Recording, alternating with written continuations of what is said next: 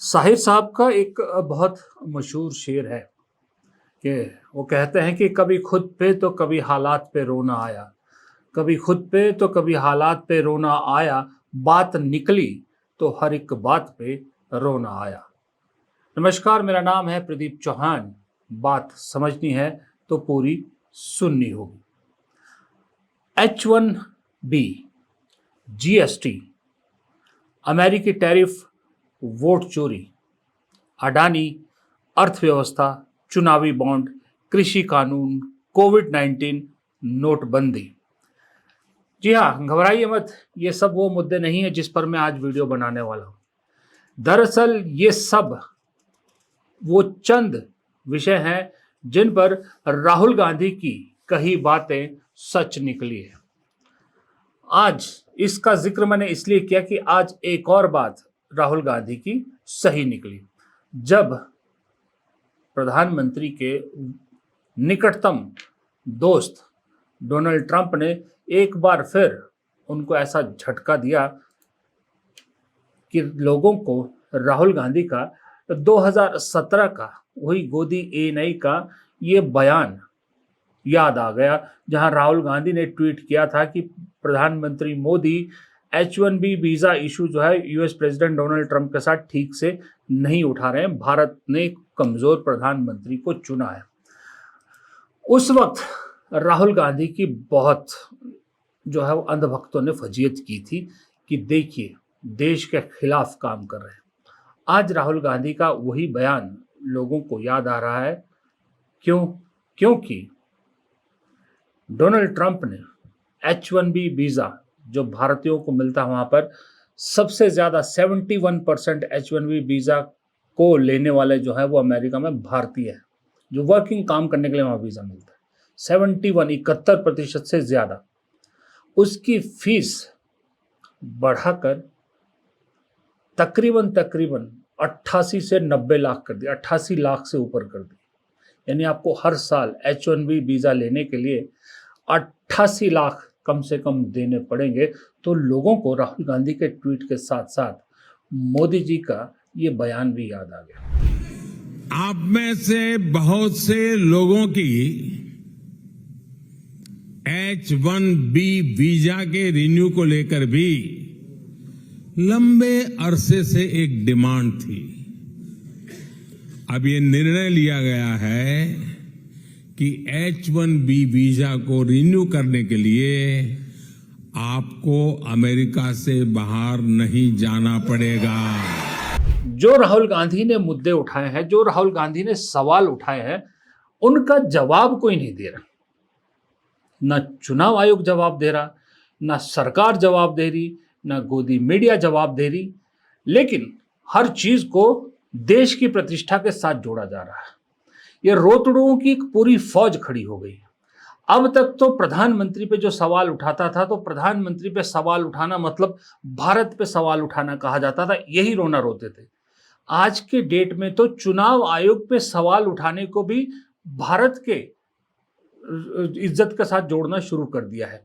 Gen Z को आह्वान करना या जेनजी के लिए एक शब्द लिख देना भी देश के खिलाफ या देश के साथ जोड़ने की रिवायत जो है वो शुरू की जा रही है। कितना रोगे भाई, कहां तक रोगे भाई? मुद्दे उठाए हैं, सवाल उठाए, सवाल का जवाब दो। फैक्ट्स से सवाल पूछे, फैक्ट के साथ जवाब दो। अगर तुम में दम है तो मुंह तोड़ जवाब दो। ये क्या रुदालियों की तरह हर मुद्दे पर रोना रोना रोना रोना रोना रोना? कभी मां के नाम पे रोना, मां को गाली दी, कभी प्रधानमंत्री को गाली दी, कभी चुनाव आयोग को गाली दी है, कभी जो है वो जेनजी के नाम पे देश के लोकतंत्र को गाली दे रहे। इस रोने के अलावा और कोई काम नहीं रह गया क्या? अच्छा है अगर जल्द से जल्द इस रुआंसे की दुनिया से बाहर निकले बीजेपी, क्योंकि राहुल गांधी ने ठान रखा है कि ये तो अभी शुरुआत है, इब्तिदाई इश्क है, रोता है क्या? आगे आगे देखिए होता है क्या। So it's very clear. Look, we have shown it in Madhepura. We have shown it in Alabama. We are going to show it in such a way that there will be nobody in India who will have any doubt that Narendra Modi ji has done chori. And go in that direction. Thank you. Okay, there are some rumors that you're revealing about Prime Minister's constituency also. We are So, going to reveal, I've said already, a hydrogen bomb that is going to devastate completely the reality of the situation. is it Because it is, we have open and shut proof on what we have said. We are not, you have seen my first press conference, you've seen my second press conference. We have black and white proof, I'm not saying anything without proof. And we have 100% proof of a number of things that have happened that are going to come out. is it something about Varanasi? That is for you to guess, that is for you to speculate. I will do my job, I will deliver on my job. Thank you. दरअसल देखिए, जितने ये रोने वाले हैं, इन सबको मालूम है कि अगर मोदी जी कमजोर होते हैं तो इन सब की लुटिया डूब जाएगी। क्योंकि चाहे वो गोदी मीडिया हो, चाहे वो गोदी एंकर हो, चाहे वो बीजेपी अंधभक्त हो, सबको कहीं ना कहीं से कुछ ना कुछ मोदी जी की गुणगान करने से, मोदी जी का बखान करने से आर्थिक फायदा होता है। चैनलों को सरकारी ऐड मिलती है, गोदी एंकरों को, चैनलों के मालिकों को पैसा मिलता है, ट्रोलर्स को, अंधभक्तों को ट्रोल करने के पैसे मिलते हैं। हर चीज़ पैसे से जुड़ी है, हर चीज़ को इन सब लोगों को लगता है मोदी जी के साथ इनका भी भविष्य गर्त में उड़ जाए, क्योंकि कनेक्शन पैसे का है। हाँ तो दोस्तों, जैसा कि मैं हर बार कहता हूं कि नेताओं की हर बात किसी न किसी फायदे से जुड़ी होती है, वो चाहे आर्थिक हो, चाहे वोटों का फायदा हो। लेकिन फायदे की बात आई तो मुझसे भी बहुत से लोग पूछते हैं कि सर ये बताइए कि हम अपनी इनकम कैसे बढ़ाएं। तो इसलिए मैं आपको इंट्रोड्यूस करवाना चाहता हूं एक शानदार ऐप से जिसका नाम है market wolf. SEBI registered app है ये, जो इंडिया में काफ़ी तेज़ी से बढ़ रही है। चलो देखते हैं कि इसे यूज़ कैसे करते हैं। देखिए, मैंने यहाँ पर पिन डालकर लॉग इन कर लिया और उसके बाद बस फॉलो ट्रेंड पर क्लिक किया। यहाँ आपको प्रॉफिटेबल ट्रेंड दिखता है जो बाजार में चल रहे हैं और आप एक ही क्लिक में फॉलो कर सकते हैं। आप यहाँ बहुत छोटी सी इन्वेस्टमेंट अमाउंट से ट्रेडिंग शुरू कर सकते हैं, जहाँ दूसरे ऐप पर आपको 3 गुना ज़्यादा पैसे लगते हैं। इसमें इनबिल्ट स्टॉप लॉस फीचर भी है जो आपको नुकसान से बचाता है। जैसे कि ट्रेड अगर आपके नुकसान के एक लेवल तक पहुंच जाए तो ये खुद ब खुद स्टॉप लगा देता है ताकि आपको ज़्यादा नुकसान ना हो। और इनका ब्रोकरेज भी इंडस्ट्री में सबसे लोएस्ट में से एक माना जाता है।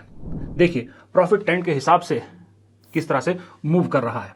मैंने स्टॉप रेट पर क्लिक किया और बस 1306 रुपये का प्रॉफिट बुक हो गया। इतने कम समय में इस पूरी फैसिलिटी को आप सिर्फ 99 रुपये की लाइफ टाइम फी के साथ शुरू कर सकते हैं। आप यहाँ और कमोडिटीज़ भी जैसे कि गोल्ड, सिल्वर, क्रूड ऑयल या फिर नेचुरल गैस भी इतनी आसानी से ट्रेड कर सकते हैं, वो भी सुबह 9 बजे से लेकर रात को 12 बजे तक। मार्केट वुल्फ ऐप आपको फ्री रिकमेंडेशन भी देता है। ये देखिए, ये लोगों ने 28 तारीख को एक दिन में 11,850 रुपये और जून में 70,468 रुपये और जुलाई में 59,000 यानी 59,696 रुपये का प्रॉफिट बुक किया है। और इस प्रॉफिट पर मार्केट वुल्फ का कोई कमीशन नहीं लगता। मार्केट वुल्फ ऐप के 2 मिलियन प्लस डाउनलोड ऑलरेडी हो चुके हैं। तो दोस्तों, देर किस बात की है। लिंक डिस्क्रिप्शन में दिया है और कमेंट में भी पिन किया है। अभी जाइए और मार्केट वुल्फ ऐप को चेक कीजिए। अब राहुल गांधी ने प्रेस कॉन्फ्रेंस की, परसों सवाल पूछा, हम सब ने देखा कि किस तरह से उन्होंने कहा कि लोकतंत्र को बचाना मेरा काम नहीं है, मैं लीडर ऑफ अपोजिशन हूं, लेकिन फिर भी मैं कर रहा हूं क्योंकि जिनका ये काम है वो नहीं कर रहे। ये उन्होंने पूरी बात का लब्बो लबाब था काट के छोटा सा एक वीडियो बनाया, जो है वो क्लिप वायरल की जा रही है कि राहुल गांधी कहते हैं लोकतंत्र को बचाना मेरा काम नहीं है, मेरा काम सवाल पूछना है। उन्हें लगता है लोग आज के जमाने में भी बेवकूफ बनते हैं। दरअसल ये जो क्लिप्स वायरल होती है, ये क्लिप्स सिर्फ और सिर्फ अंधभक्तों के बीच में ही रह जाती है, वही इस पे विश्वास करते हैं। वरना तो राहुल गांधी की उस प्रेस कॉन्फ्रेंस को देखने वाले लाखों में है। सोशल मीडिया पे देख लीजिए, यूट्यूब वगैरह पे सब पे मिला के कि कितने लोगों ने देखी है।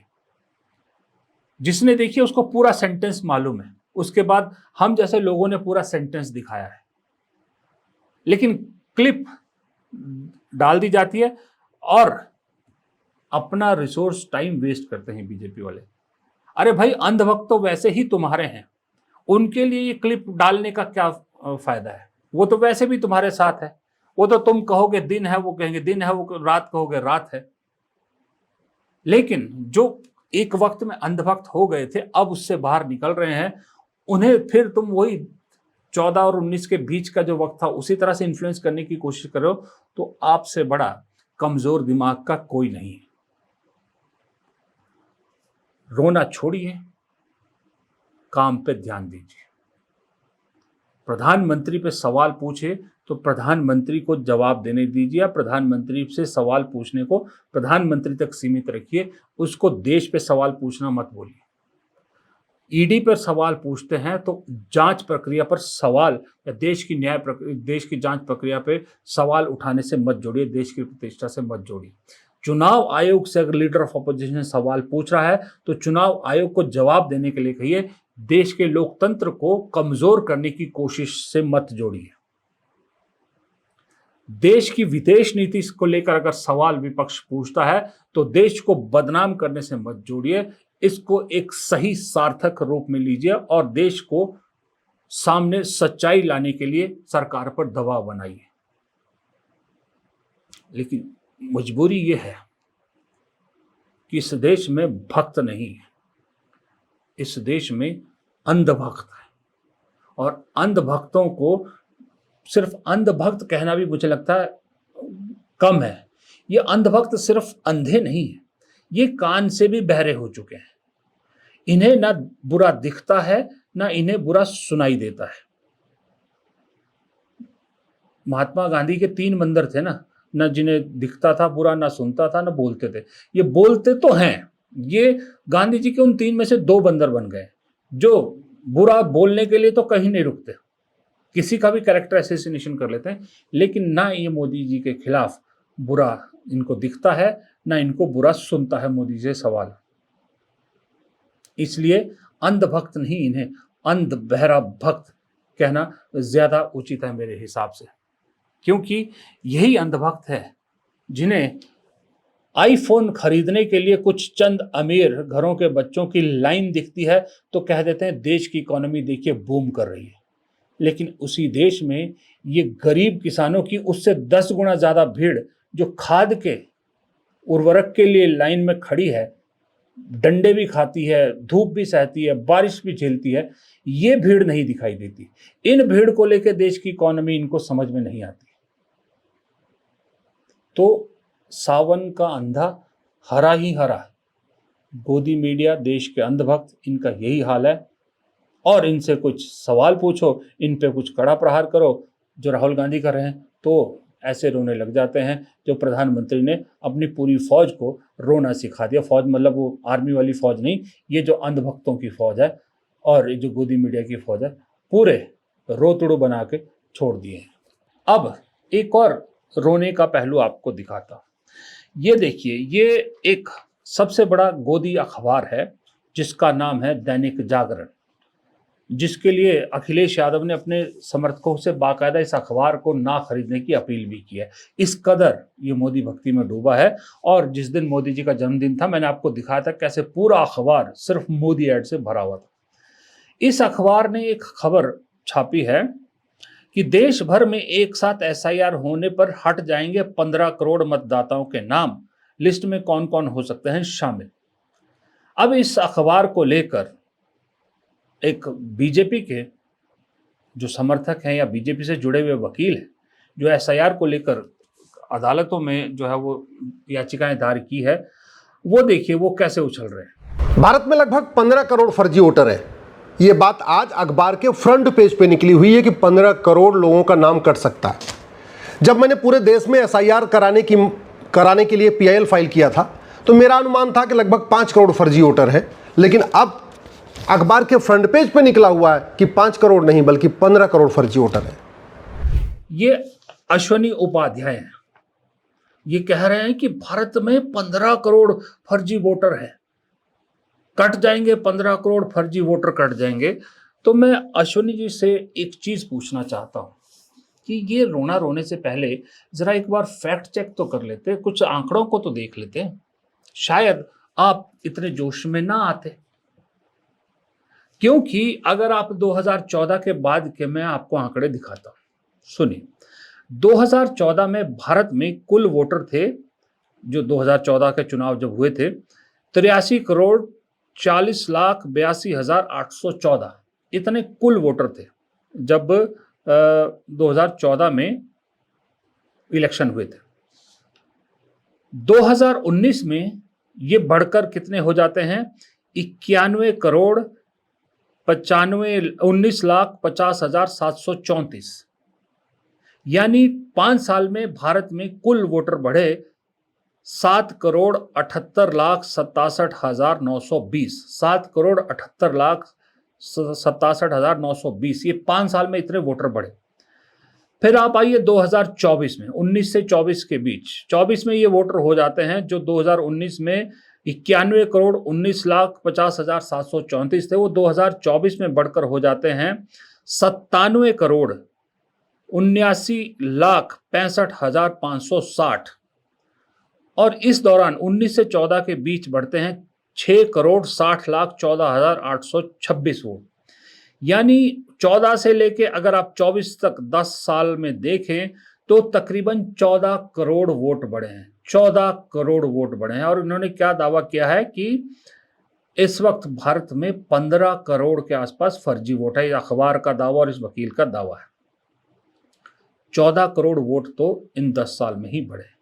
मैं ये नहीं कह रहा कि ये सारे फर्जी वोट है, सवाल उठा रहा हूं कि अगर इस देश में 15 करोड़ फर्जी वोटर है तो इन सालों में कितने बढ़े? क्योंकि सुनिए, 2014 में जब चुनाव हुए तो बीजेपी को जो कुल वोट पड़ा वो था 17,16,60,230, 17,16,60,230, और सीटें आई थी बीजेपी की 282, और टोटल जो वोट पड़ा था उसका 31% वोट बीजेपी को पड़ा था 2014 में।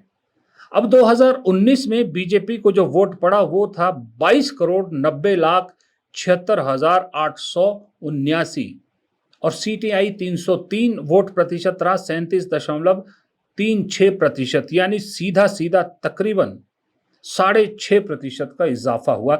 ध्यान रखिएगा 2014 से 19 के बीच टोटल वोट बढ़े थे 7,78,67,920, और बीजेपी के जो वोट बढ़े 14 और 19 के बीच में वो बढ़े 5,74,16,459, और सीटें बढ़ी 21।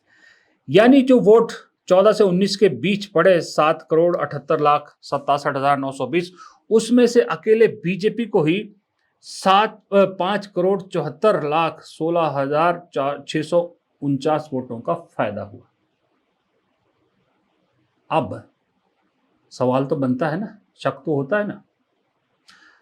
अब आइए 19 और 24 के बीच में, नहीं पहले 14 और 24 के बीच में जरा कांग्रेस की भी बात कर लें, जिसको लेके ये सारा जो है इस अखबार ने एक मुद्दा उठाने की कोशिश की, और ये जो अश्विनी जी है इन्होंने एक मुद्दा बनाने की कोशिश की। तो चलिए, 2014 में कांग्रेस को कुल वोट पड़े 10,69,35,942, जो बनते थे 19.31%, सीटें आई सिर्फ 44। 2019 में कांग्रेस को जो वोट पड़ा वो बढ़ के 11,94,95,214 हो गया, यानी 19.49%, मामूली सी बढ़त, और सीटें आई 52। कांग्रेस का जो कुल वोट बढ़ा इन 5 सालों में वो बढ़ा 1,25,59,272, सीटें बढ़ी सिर्फ 8, जबकि बीजेपी का वोट बढ़ा 5,74,16,649, और उनकी सीटें बढ़ी 21। ये कांग्रेस की हाल है। फिर आइए 19 और 24 के बीच, 19 और 24 के बीच याद रखिएगा टोटल जो वोट भारत में बढ़ा था, टोटल वोटर की जो संख्या बढ़ी थी वो थी 6,60,14,826। इसमें से 19 और 24 के बीच में अगर आप देखें तो बीजेपी को 24 में पड़ते हैं 23,59,74,144 वोट, जो टोटल 36.56% होता है, जो 19 के 37.36% से कम है, और सीटें भी 303 से घटकर 240 पे रह गई, यानी कि 63 सीटें कम हुई, जबकि वोट बढ़ा बीजेपी का 68,97,265, करोड़ में नहीं बढ़ा, लाखों में बढ़ा, और सीटें घट गई 63। कांग्रेस का वोट जो 2019 में 11,94,95,214 था और सीटें 52 थी, वो 2024 में बढ़कर 13,67,58,952 हो गया, 21.19% टोटल वोट पड़ा, और सीटें बढ़ गई 52 से सीधा 99-47 सीट का फायदा हुआ, और वोट बढ़े 1,72,63,738। यहां टोटल वोट तो बढ़े थे, लेकिन बीजेपी के वोट उतने नहीं बढ़े, इसलिए सीटें कम हो गई। वो इसलिए कि टाइम रहते हुए राहुल गांधी ने एक मुद्दा उठाया, संविधान खतरे में है, आरक्षण खतरे में है। वो मुद्दा लोगों को ऐसा चिपका कि लोगों को समझ में आ गया कि ये खेल कुछ और हो रहा है। अगर ये ट्रेंड 2019 वाला ही रहता तो वो सही बात थी, उसी ट्रेंड पे उम्मीद थी 400 पार की।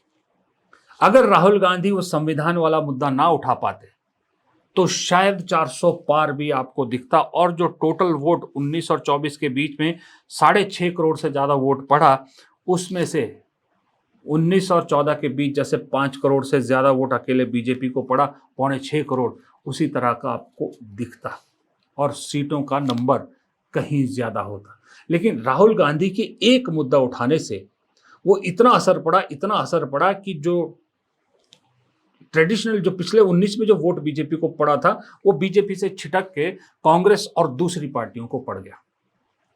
यहीं से डर बीजेपी के दिल में बैठा कि अगर ये खेल हो गया है और वोट चोरी करके जो वोट बढ़ाया है, अगर लोगों में इस तरह का एक मुद्दा चिपक के हमको 240 पे ला सकता है, तो क्यों ना इसका ऐसा इलाज किया जाए कि सिर्फ और सिर्फ अपना वोट रह जाए, बाकियों का वोट ना रहे। ये खेल है एसआईआर के जरिए किया जा रहा है। ये जो 15 करोड़ का फर्जी वोटर का आंकड़ा बता रहे हैं कि 15 करोड़ फर्जी वोटर है, मेरा सवाल ये है कि अगर 14 से 24 के बीच में तकरीबन 13.5 करोड़ या 14 करोड़ के आसपास वोट बढ़ रहे हैं, 7 से 14 करोड़ के आसपास वोट बढ़ रहे हैं, इसमें कितना फर्जी वोट है, कितना फर्जी वोट बढ़ा है? अगर इसमें बढ़ा है, फर्जी वोट बढ़ा है, क्योंकि 10 साल में 14 करोड़ वोट बढ़ना कोई मामूली आंकड़ा नहीं है। 10 साल में 14 करोड़ यानी कि आप एक मान के चलिए ऑन एन एवरेज 7 करोड़ हर 5 साल में बढ़ रहा है। इस हिसाब से तो अगर हम हर साल से जाते तो इस हिसाब से तो हम बहुत जल्द ये वोटर आंकड़ा कहीं का कहीं पहुंच जाएगा। इतना मेरे ख्याल से इतना फास्ट किसी और 5 साल में या 5 साल के वक्त में इतना तेजी से नहीं बढ़ा होगा जितना इन 10 सालों में बढ़ा है। तो अगर इस दौरान जेन्युइन वोट बने हैं तो पक्की बात है फर्जी वोट भी बने होंगे। फिर क्या ये अश्वनी उपाध्याय जी या ये अखबार जागरण, इन्हें ये सवाल नहीं उठाना चाहिए कि जो इस दौरान जहां जब फर्जी वोट बने हैं, जो चुनाव आयोग में लोग हैं, चुनाव आयुक्त हैं, उनके खिलाफ मामला दर्ज किया जाए, उनके खिलाफ कार्रवाई की मांग की जाए। वो चाहे स्टेट लेवल के चुनाव आयुक्त हैं या दिल्ली में बैठे मुख्य चुनाव आयुक्त, सब पे मामला दर्ज होना चाहिए। दूसरी बात, इस दौरान जिस तरह से खास करके 14 से 19 के बीच बीजेपी का अचानक से इतना वोट बढ़ गया, अगर उसमें फर्जी वोट उस दौरान बढ़ा है तो क्या वो उस सरकार को गया? अगर ऐसा है तो फिर वो सरकार इलीगल थी, इसका सवाल नहीं उठाना चाहिए, इसको अदालत में चैलेंज नहीं करना चाहिए। ये सवाल उठाना चाहिए दोनों को, अखबार को भी और इन वकील साहब को भी। और अगर ये सब फर्जी वोट बढ़ रहा है, अगर इन 10 सालों में बढ़ा है फर्जी वोट, तो 10 सालों में जो सरकार है वो किसकी है? कांग्रेस पे अगर आप उंगली उठा रहे हो तो सवाल ये उठता है कि कांग्रेस ने बढ़ाया कैसे? सरकार तो केंद्र में बीजेपी की है, केंद्र में चुनाव आयुक्त जो है बीजेपी का है, सब कुछ तो बीजेपी के पास है, फिर ये बढ़ा कैसे वोट? ये फर्जी वोट बनाने में कांग्रेस कामयाब कैसे हुई? अगर कांग्रेस कामयाब हो रही है फिर तो देश में जो सरकार है उसको भी कटघरे में खड़ना चाहिए, उसके खिलाफ भी कार्रवाई होनी चाहिए, इससे रिलेटेड मंत्री से कार्रवाई होनी चाहिए। अब आप कहते हो घुसपैठिए बहुत आ गए हैं, उन्हें वोटर बना दिया गया है, तो देश के गृह मंत्री को इस्तीफा देना चाहिए, गृह मंत्री का इस्तीफा मांगना चाहिए कि आपके रहते ये हुआ कैसे। ये सब चीजें दरअसल काम करने का बीजेपी में मुझे लगता है रिवाज खत्म हो गया। आधी अधूरी चीजें आपको परोसी जाती है, लोगों को परोसी जाती है, इनको लगता है कि आधी अधूरी चीजों का कोई जवाब देगा नहीं, ये 2014 और 19 के बीच के ढर्रे में फंसे हैं, जबकि आज सवाल एक पूछते हैं बीजेपी के लोग, उसके जवाब में 5 एविडेंस डाल दिए जाते हैं। ये सोशल मीडिया टीम कांग्रेस की जो मजबूत हुई है उसका भी क्रेडिट है, और बाकी पार्टियां भी इसी काम में लगी हुई हैं। दोस्तों, हमेशा की तरह जाते जाते फिर एक बार आपको याद दिला दूं कि मार्केट वुल्फ ऐप इंडिया में बहुत तेज़ी से बढ़ रहा है और इसके 2 मिलियन प्लस डाउनलोड ऑलरेडी हो चुके हैं। तो आप भी इस ऐप के साथ अपनी ट्रेडिंग जर्नी शुरू कीजिए। लिंक मेन डिस्क्रिप्शन में और पिन कमेंट में है। फिलहाल इस वीडियो में इतना ही। उम्मीद करता हूँ आपको वीडियो पसंद आएगा। वीडियो पसंद आया तो वीडियो को लाइक करना मत भूलिएगा, आपके लाइक से बहुत मदद मिलती है। कमेंट बॉक्स में ज़रूर कमेंट कीजिएगा, उससे हमारा ज्ञानवर्धन और जोश बढ़ता है। और अगर आपने चैनल को सब्सक्राइब नहीं किया है तो फिर हाथ जोड़ के विनती है, चैनल को सब्सक्राइब ज़रूर कीजिएगा। नमस्कार।